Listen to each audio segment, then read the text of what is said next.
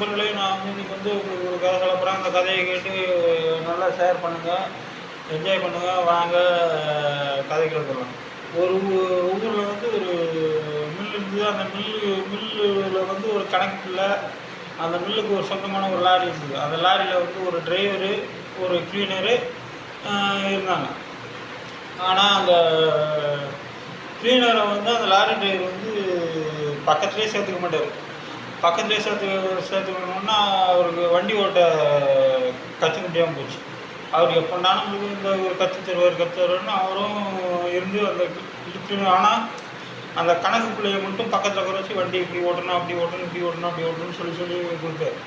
அந்த காலத்துலலாம் வந்து லாரி ஓட்ட கற்றுக்கிறது வந்து அவ்வளோ சுலபம் கிடையாது. அதனால் அவரும் இந்த லாரி டிரைவருக்கு வேண்டியதெல்லாம் வாங்கி கொடுத்து அப்படியே கற்றுக்கிட்டே வந்தார்.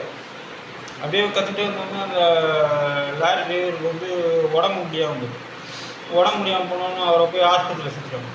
அவர் ஆஸ்பத்திரியில் சேர்த்தோடனே அப்போலாம் 10 ரூபா 20 ரூபான்னு பெரிய காசு. ஐயா, என் வீட்டுக்கார ஆஸ்பத்திரி சரி ஒரு 100 ரூபா கொடுங்க, ஒன்றா அவன் கொடுத்துருவார். அவன் உடம்பு சரியாக வந்து நம்மளுக்கு வந்து லாரி ஓட்ட கற்றுருவான்ட்டு இப்படியே கொடுத்துட்டே இருந்தேன். இப்படியே அப்பப்போ கொடுத்தோம்னா கடைசியில் ஒரு நாள் கடைசி கட்டம், ஐயா இந்த வாட்டி 10 ரூபா மட்டும் கொடுங்க என் வீட்டுக்காரரு. ஆமாம், இனிமேலேருந்து உங்கள் வீட்டுக்காரருக்குலாம் வந்து என்னால் செலவு பண்ண முடியாது. அந்த அம்மாவும் எவ்வளோ அழுது புரண்டு பார்த்துது. ஆனால் அவர் கொடுக்குற மாதிரி இல்லை. உடனே கடைசியில் கொடுக்கலன்னொடனே அந்த கிளீனரு, ஐயோ நம்ம டிரைவருக்கு இப்படி ஆகிடுச்சு அப்படின்ட்டு உடனே அந்த கணக்கு பிள்ளைகிட்ட போயிட்டு, ஐயா நீங்கள் வந்து ஒரு 10 ரூபா என் கணக்கில் இருந்து பிடிச்சி அவர் கொடுத்துருங்க. அவர் நல்லா வந்ததும் நான் அவர்கிட்ட வாங்கிக்கிறேன். உடனே கணக்கு பிள்ளை வேண்டாம், அவர் படுத்து கொடுப்பேன்.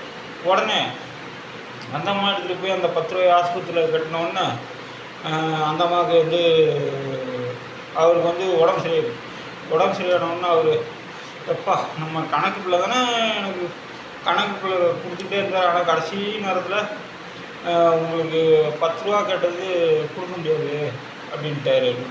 உடனே அந்த டிரைவரு நிறுத்து போயிட்டார். சரி, நம்ம அந்த கணக்கு பிள்ளைக்கு எவ்வளோ வண்டி ஓட்டுறதுக்கு நம்ம கற்றுக் கொடுத்தோம், ஆனால் கடைசி நேரத்தில் நமக்கு ஒரு 10 ரூபா செலவழிக்க மாட்டானேன்ட்டு அவர் ரொம்ப மனசுக்கு ரொம்ப வருத்தமாக புளிஞ்சு போயிட்டார்.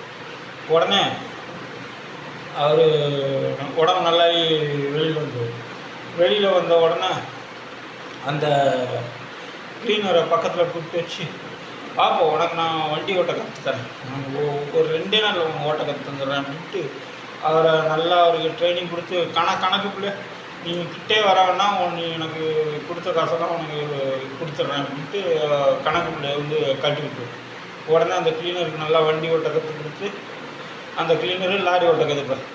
ஐயா எனக்கு ஏன் நீ கடைசி நேரத்தில் நீ 10 ரூபா கொடுத்து உதவ கொடுத்து, அதனால தான் நான் குறைச்சேன், அதனால் உனக்கு நான் வண்டி ஓட்ட கற்றுத்தரேன் அப்படின்ட்டு